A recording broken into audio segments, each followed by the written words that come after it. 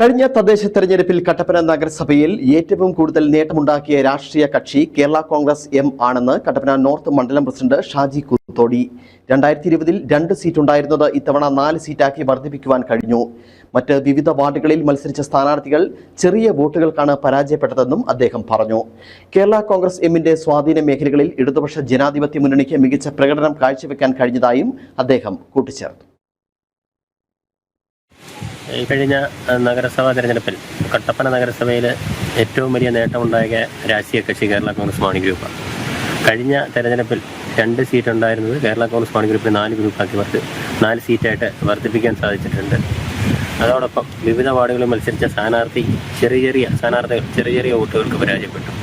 കഴിഞ്ഞ പ്രാവശ്യം 100-നും 200-നും 300-ന് താഴെ പല സ്ഥാനാർത്ഥികളും തോറ്റത് ഇത്തവണ നേരിയ വ്യത്യാസത്തിൽ തോൽക്കുകയുണ്ടായി. അതുപോലെ തന്നെ നമ്മുടെ ഈ 30-ാം വാർഡ് വലിയ കണ്ടത്തിൽ UDF സ്ഥാനാർത്ഥികൾ കോട്ടയില്ലായിരുന്നു. UDF സ്ഥാനാർത്ഥികളുടെ വോട്ടെന്ന് പറഞ്ഞാൽ UDFിൻ്റെ ഔദ്യോഗിക സ്ഥാനാർത്ഥിക്ക് 34 വോട്ടും റിബലിന് 62 വോട്ടും. അവിടെ 2ാം സ്ഥാനത്ത് കേരള കോൺഗ്രസിൻ്റെ സ്ഥാനാർത്ഥി എത്തി. മികച്ച പ്രകടനമാണ് ഈ കഴിഞ്ഞ നഗരസഭാ തെരഞ്ഞെടുപ്പിൽ കേരള കോൺഗ്രസും കാഴ്ചവെച്ചത്. കഴിഞ്ഞ തെരഞ്ഞെടുപ്പ് കാലങ്ങളിൽ 1995-ന് ശേഷം ആദ്യമായി കല്യാണത്തണ്ട് 33-ാം വാർഡ് കേരള കോൺഗ്രസ് LDF നേടിയത്